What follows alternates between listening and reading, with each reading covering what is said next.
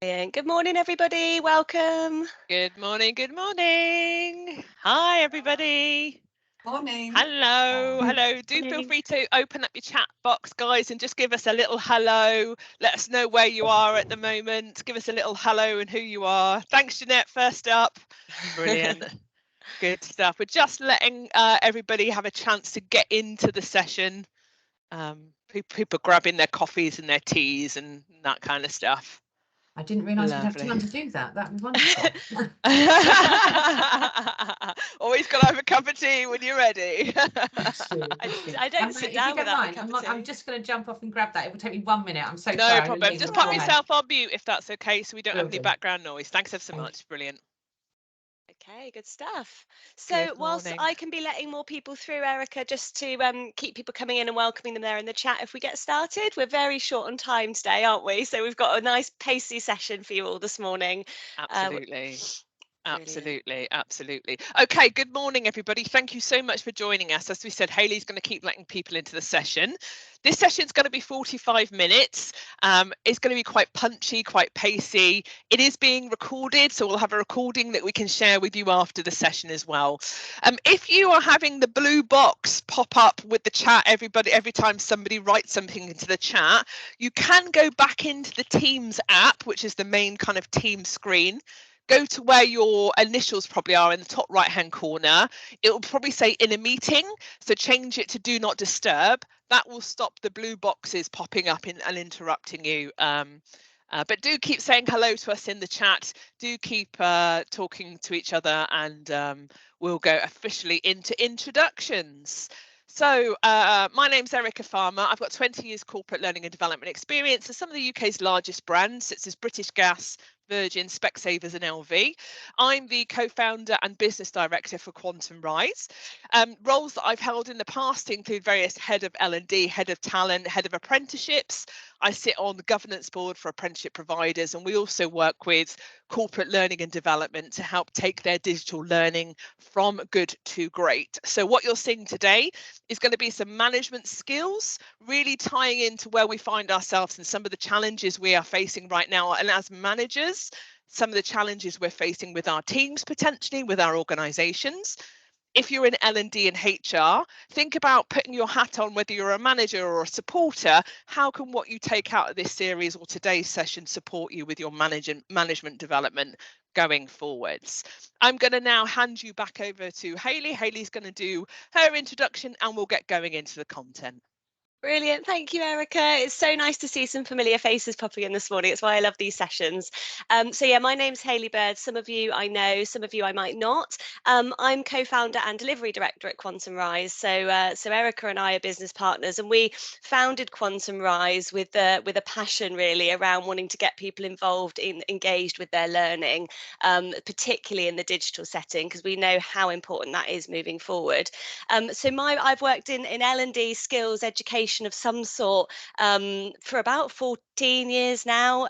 So I've got a real passion for developing people, supporting people through changes, and actually being able to give opportunity for people to apply their learning, either in the session that we're running, on the context that we're running the learning in, but also back in the workplace as well. So that's where I come from. My main role within Quantum Rise is really just keeping our virtual training at top quality. We work with great delivery partners and we offer some awesome stuff. So what we're going to be taking you through today, as Erica has said, is an opportunity to feel this webinar experience in a really interactive, practical way, but also to share with you some thoughts and content and practical ideas around managing hybrid and remote teams.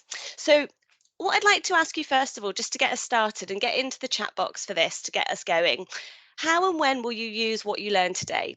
So you've probably all had a busy morning. I know I already have, and it's only 9:30. But how do you want to use what do you want to get out of this session? What would make this 45 minutes a success for you this morning? So let me know in the chat. Pop your thoughts in. It's great to hear your context before we get started. I can see lots of people typing away there already. As Erica said, if you've joined and you're getting blue boxes pop up in the chat that are covering over the content in there, you can go and put your do not disturb setting on in your Teams app as well, which will stop that happening. Hi, Angela. Good morning. Okay, so what will make today a success for you? How are you going to use this? to support our managers, Emma, absolutely. So something that you can actually take back and support and implement to help managers through these pretty tricky times, which is where we are at the moment. Help managers support their global teams more effectively. Love that, Jean. Absolutely right. So thinking about those global teams, what that engagement looks like on a global scale, and this is definitely an opportunity to do that. Brilliant stuff. I'd like to see potential tools to support our team, Angela. So we'll be giving you some tips around some tools and functionality you can use today, furthering understanding of differences between remote and face-to-face. Love that. Matt, again, we've got some great decision-making tools to share with you today. Working with my team in the best way to support them, not to micromanage, Judith, and being very mindful of that. So there's some great thoughts coming in here. Keep those coming.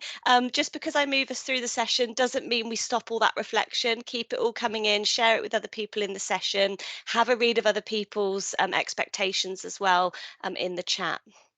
So the why is this important at the moment? So according to Forbes, after the pandemic, 97% of employees didn't want to return to the office full time.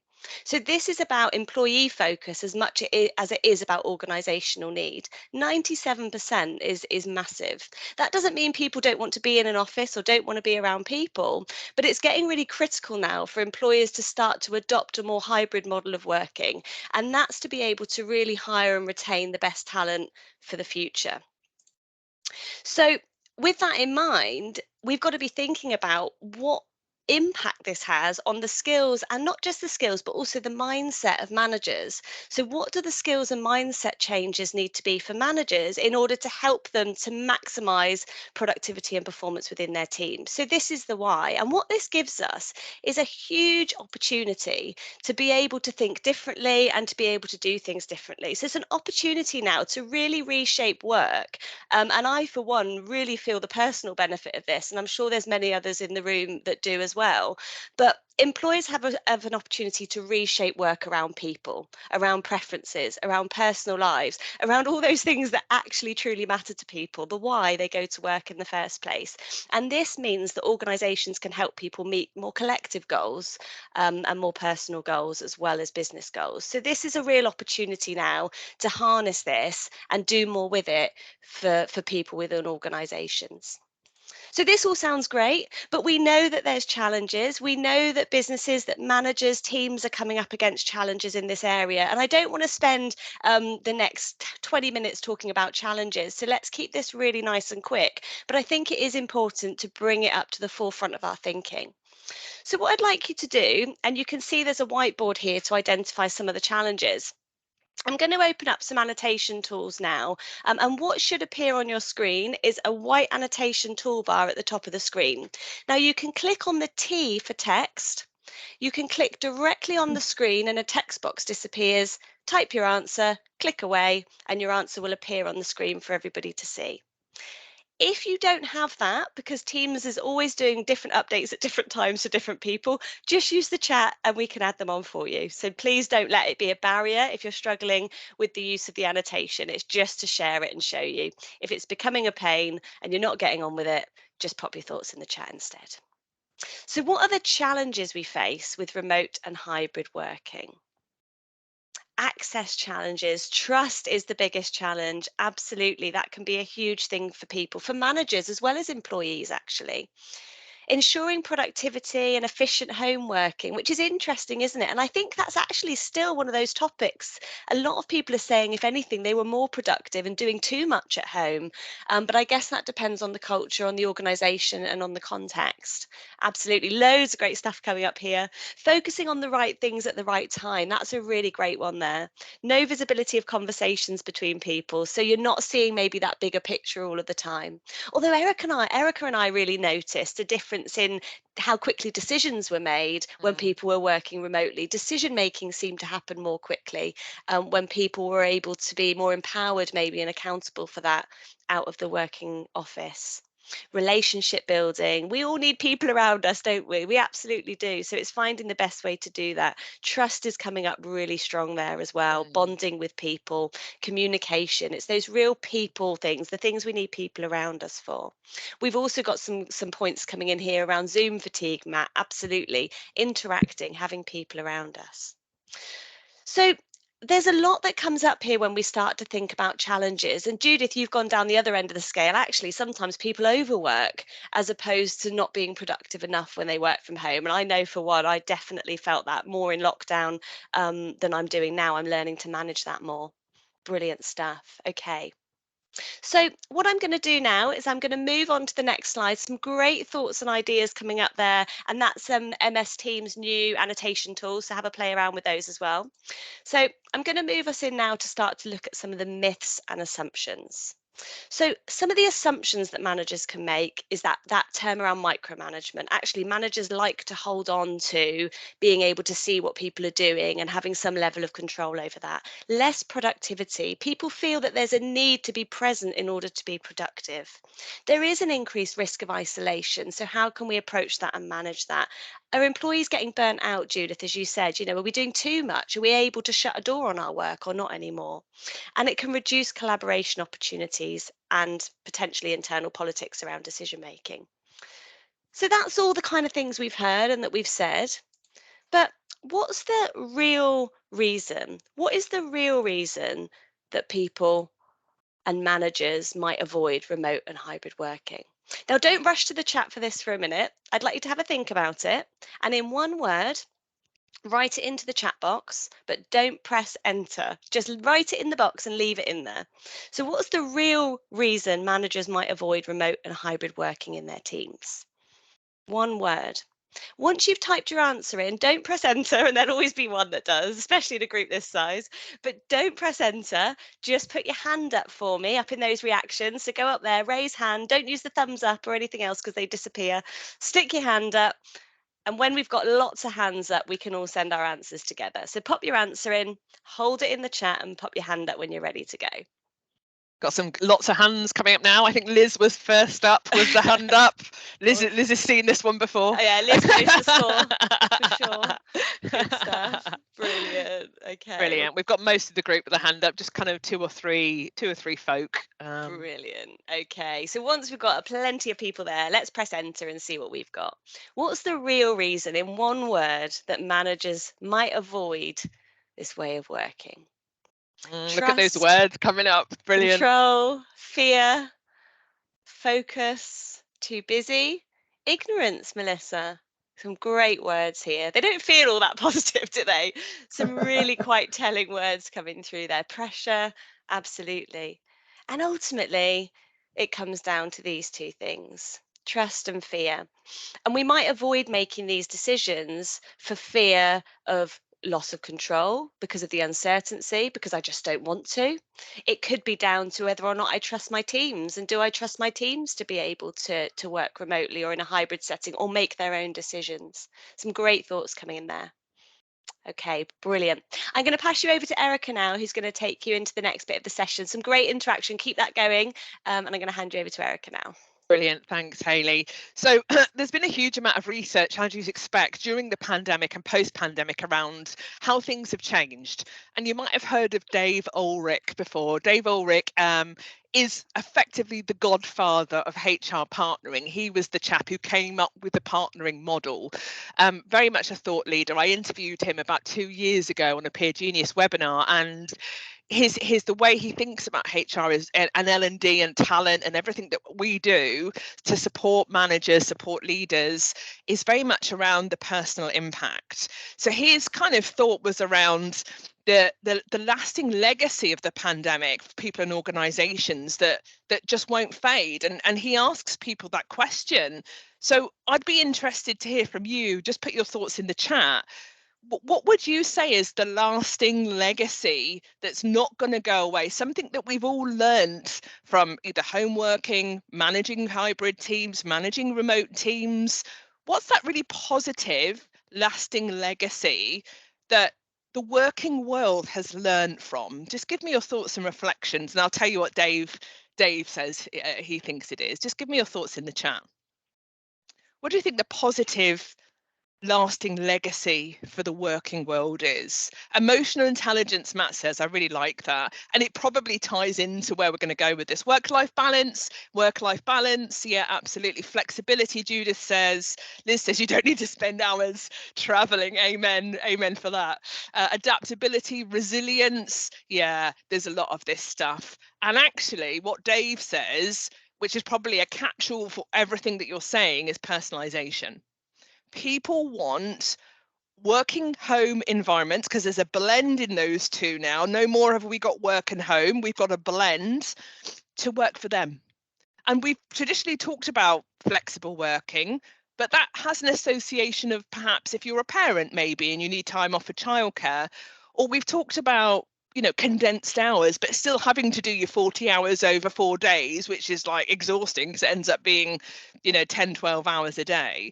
But actually personalization is more than that. It's not just where I work, and it's not just how I work, it's what I do to support my peers and my teams, particularly if I'm a leader or a manager, and understanding the impact and the need for each person in my team to achieve that personalization, and what does that personalization look like for them.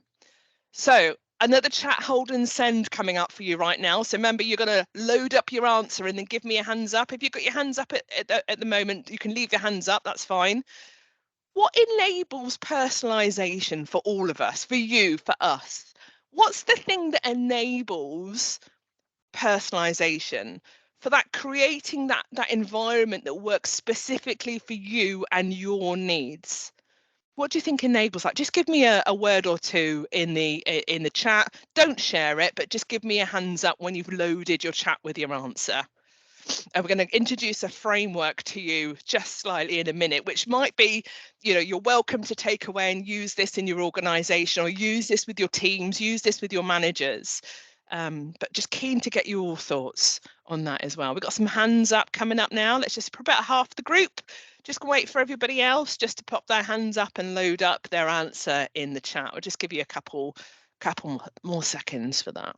What truly enables this personalized, how I live my life and how work fits into that for me and what I need?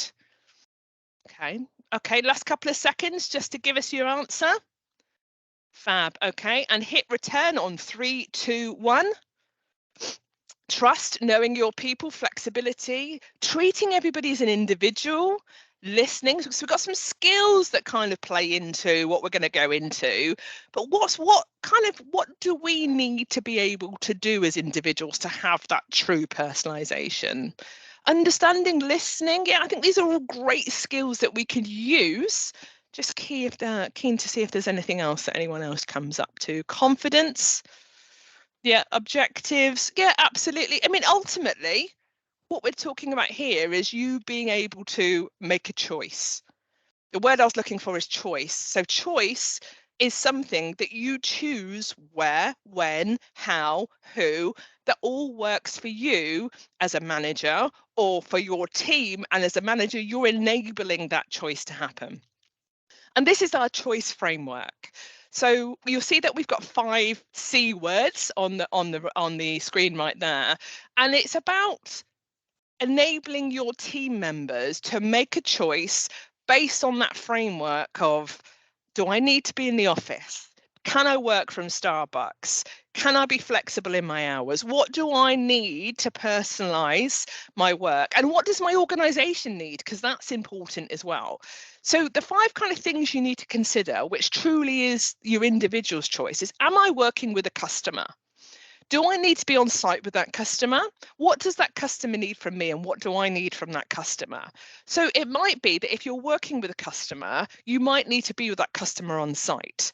So making that choice of whether you're going to go and be with that customer or even do stuff virtual. Hayley and I work with our customers virtually, for example. But that's probably one of the things in the framework to think about. What does that mean in terms of my choice and how I work? Or as a manager, what does that mean in terms of how I support my team to support customers? Coaching. A lot of people will argue that you need to be in person for coaching sessions. And actually, you know, you could say that, oh, I see more of the body language, I see more of the non-verbal support, but coaching can happen in the virtual world as well as the in-person world. And in our coaching accreditation programs, they're all run virtually. So with one-to-one coaching, it can actually work really nicely. But again, the choice is, do I need to be in one-to-one? Do I need to be face-to-face, or can it work virtually? And what's the choice that I have around that to make that work for my home life and my work life? Co-creating.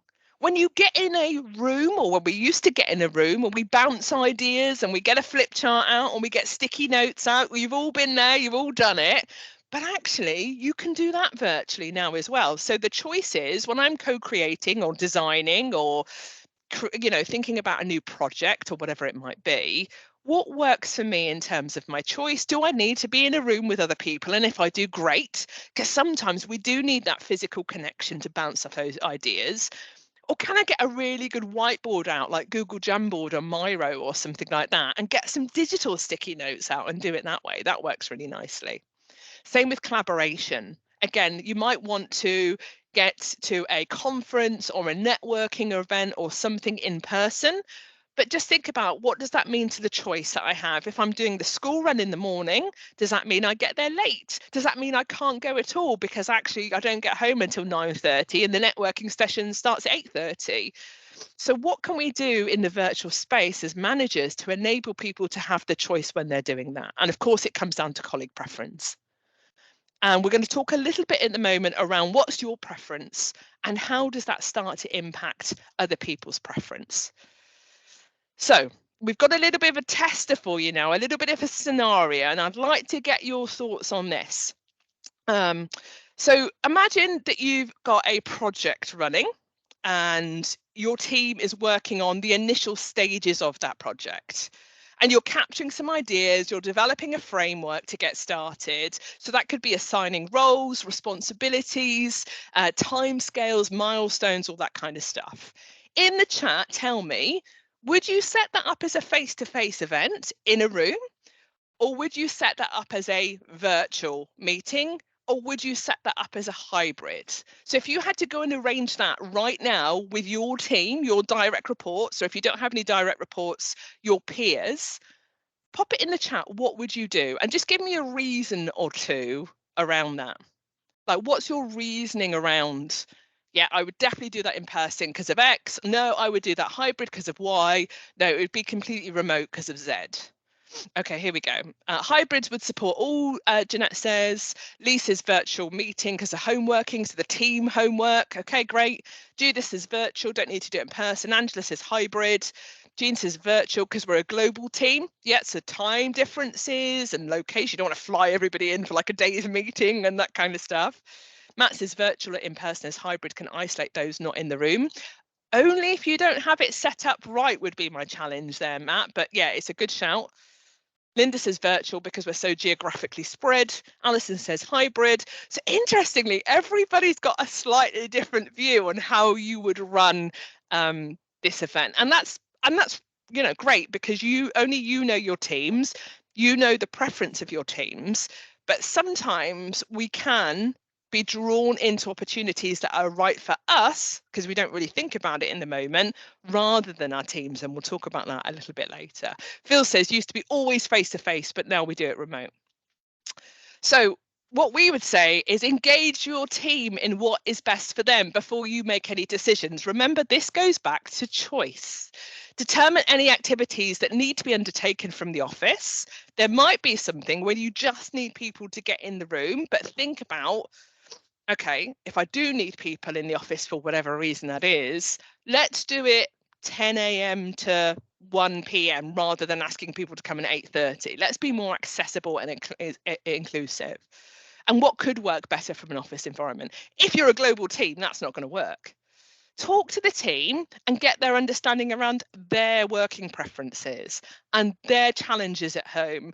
I mean, I've got 2 pugs, for example. Sometimes I just can't get dog care and I need to be at home because of the dogs, so that's my choice and personalization. and balance the collective individual preferences with the business needs. Yes, there's still a requirement for the business, and some of your businesses might have policies to say that you need to be in the office 2 days out of 5. Arguably, we wouldn't say that's hybrid working because you don't have a choice, but different organisations have taken different stances post-pandemic. So we're going to run a poll now, so it's going to pop up on your screen in a second. And the question for the poll is, even with a combination of working locations, where your preferred locations is spending, where is your preferred location for spending time? So I'd like you to just click on the poll for me and just click on one of the options, and we'll get a group view in regards to preferred locations. Okay, I can see people tapping away on that right now.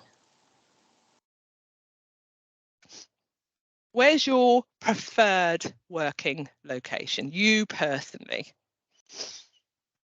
Okay, got 15 responses so far. If you can't access the poll for whatever reason, just give us a view in the chat, that's fine. We've got about half the group that's responded. If you can't find the poll for whatever reason, just give us the answer, whether it's home, whether it's the office, whether it's a client site, somewhere like a Starbucks or a Costa or a McDonald's, something like that. Okay. Last couple of seconds on that one. Okay, and you should now be able to see the group response on the screen. Overwhelmingly, 80% of you have said home. And I think that's pretty reflective of what we see from people. But again, that's a decision that you've made based on your preference. Okay. So if you just click on the little cross, it'll just close down the poll if it's in the middle of your screen. Just get rid of that. In the chat, I'm interested to understand from you, how could your own preference influence how you manage your teams? So I'll give you my example. When I was at LV, I was head of training and development for the life and pensions business, and we had that over 3 sites. Exeter, and I live just up the road from Exeter, about 10 miles. Bournemouth, which was head office, and a site in the southeast. And because Exeter was just down the road from me, I spent 95% of my time at Exeter. We didn't do a lot of homeworking at that point. But I also had the same amount of team members in Bournemouth and in Hitchin in the southeast. Now, on reflection, that probably wasn't fair on those team members in Bournemouth and in Hitchin.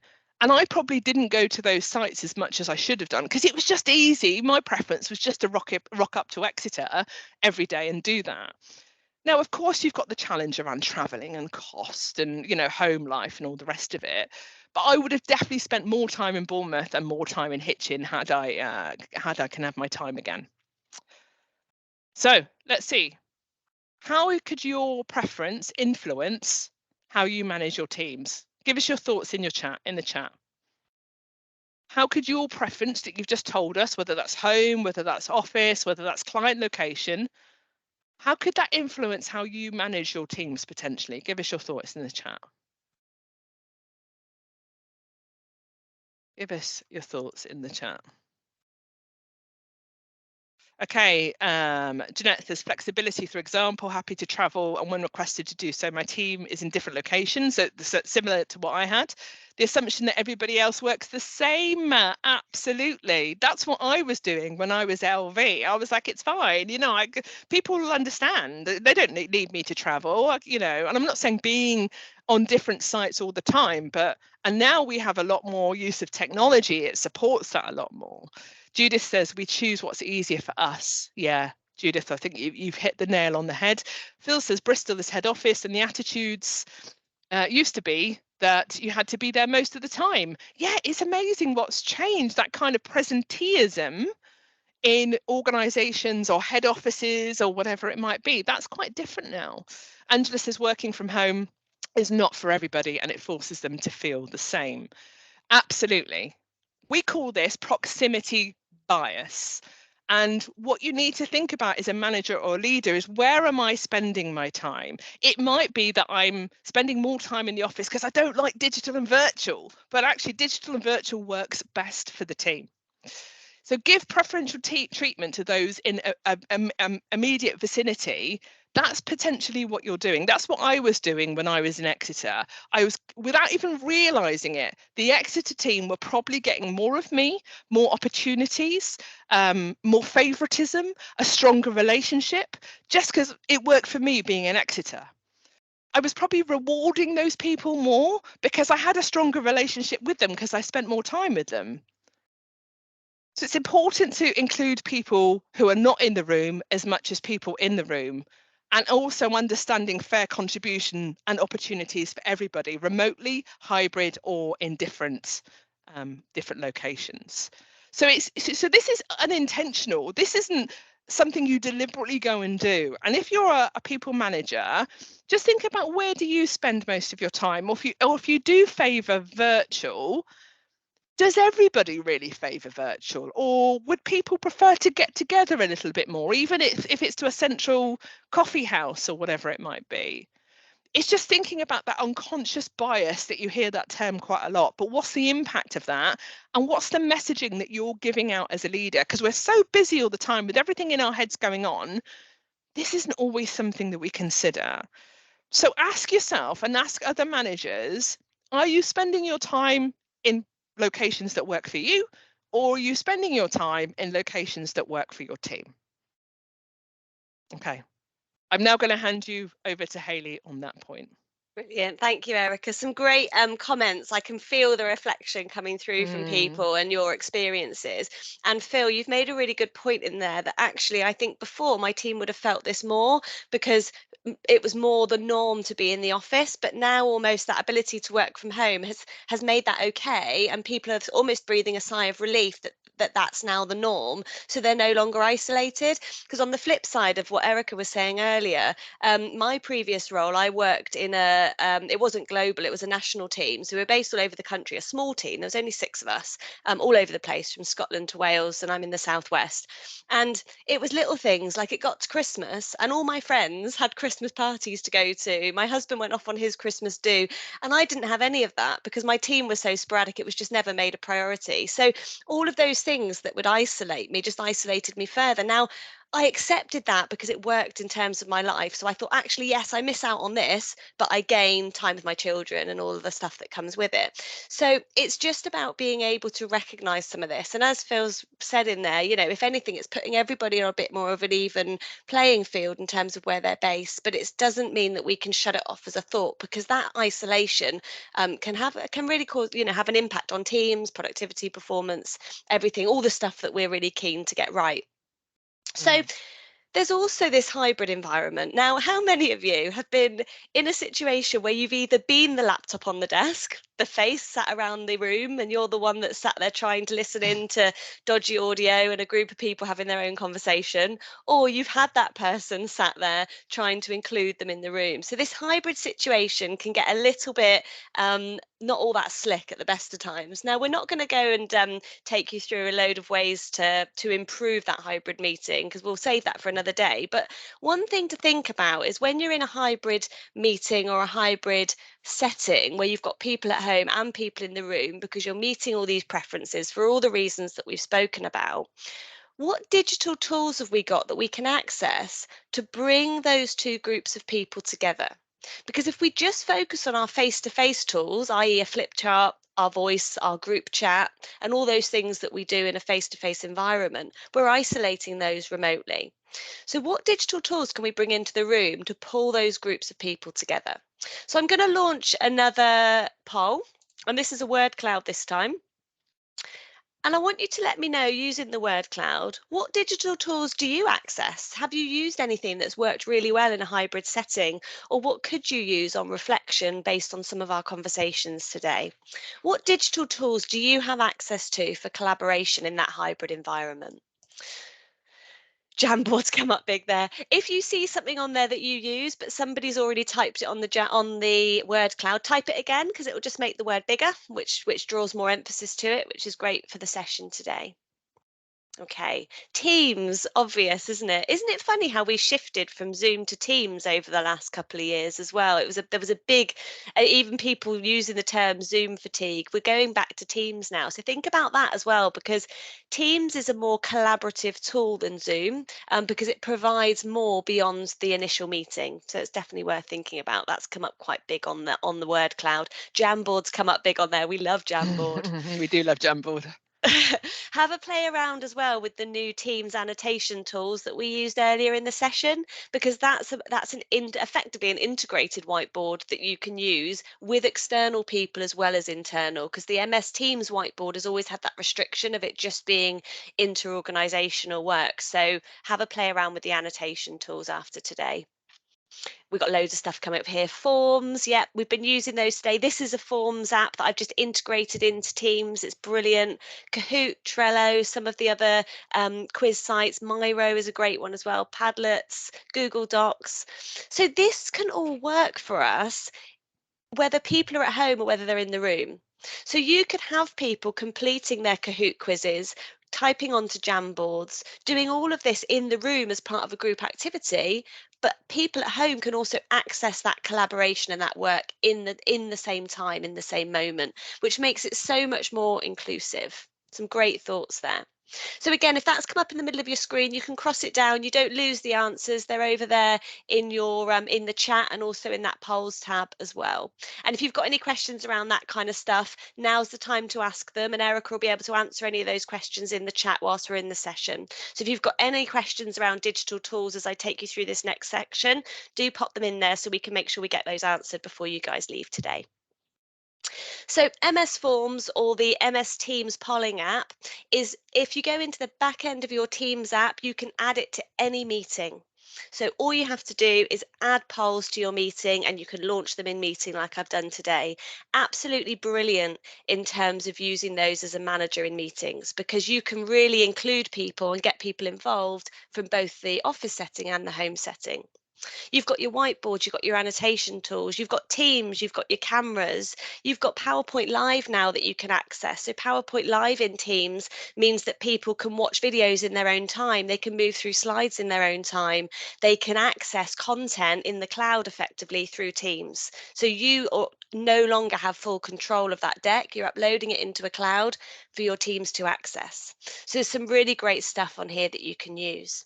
Now, what I'd like you to do before we start to close the session today, let me know in the chat how you could use things like polls in your meetings as managers or with your colleagues. What kind of things, what kind of questions could you ask using polls within a meetings context for managers?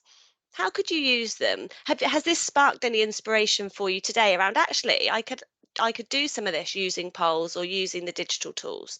Let me know your reflections in the chat and I'll give you a minute to have a think about that. But what would you use digital tools for? We know the kind of tools you use, but what for? Michelle, allowing team members to vote on things. Exactly. Yes. It could even be, do you want a break? Yes or no? Launch an instant poll. I'm tired. Launch an instant poll. You can just be gauging people's feelings. Giving your staff a voice, Melissa.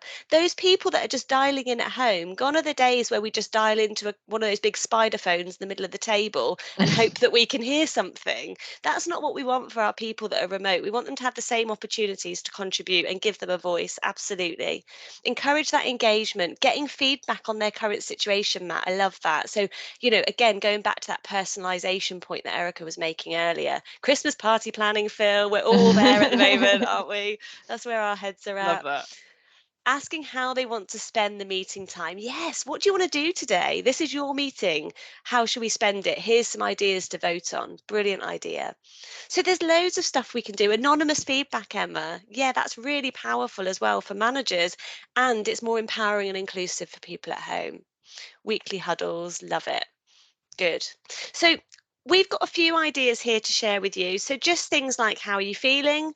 What are your ideas on this? What risks do you see? Do you agree? Do you need time in this meeting?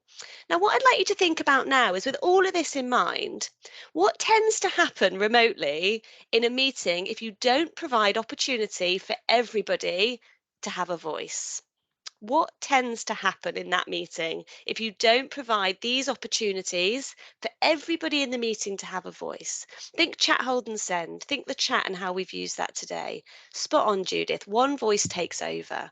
And it's very easy as a manager to enjoy the loud voice because you're getting engagement, interaction, the meeting is going really well, but it's very easy to discount some of the other people. Out of sight, out of mind almost can happen quite easily in this when you're in the zone. Present but not involved, small groups take over, closes off engagement, the usual suspects, Phil.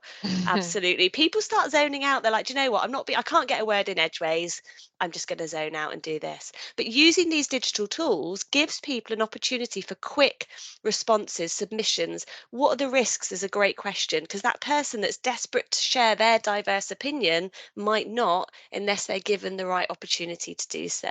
They start answering emails. It's Absolutely. true. That's so We all true, do though, it. isn't it? Yeah, it's so We all true. do You just it. lose people straight away. Yeah. Absolutely. Brilliant. Some great, great thoughts in there. Thank you all so much. So we've just got a few minutes to go. The time's gone quickly, it always does. But it'd be really nice to understand your biggest reflections really over the last 40 minutes or so before we close down. So just use the chat box there. What's been your biggest learn or your biggest reflection over the last 40 minutes? We really hope it's been a useful use of your time today and you've managed to get something out of it. What's been your biggest reflection this morning?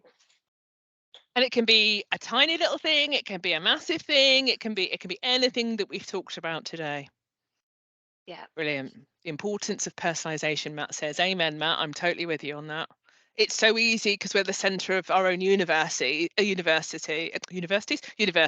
just to go and do what works for us. It's so easy to do that. But what does personalization mean for our teams? Yeah, absolutely. Choice, Melissa says. Yeah, absolutely. Use that choice framework. What are the activities or tasks? What's the strategy? And how can people make choices around that that helps it work for them? Yeah. And Phil's made a great point and good reflection in there around some of the tools we've used today. So obviously it's not by coincidence that we're sharing and demoing to you today some of the tools you can use to maximize involvement and engagement remotely as well. It all ties in together. So feel free to steal any of those techniques as well for your own meetings, because it really increases engagement and involvement. And it doesn't need to be hours long. You know, hopefully you've all gained a bite-sized chunk of information or some useful insight this morning in just a short space of time. Yeah, absolutely. Brilliant.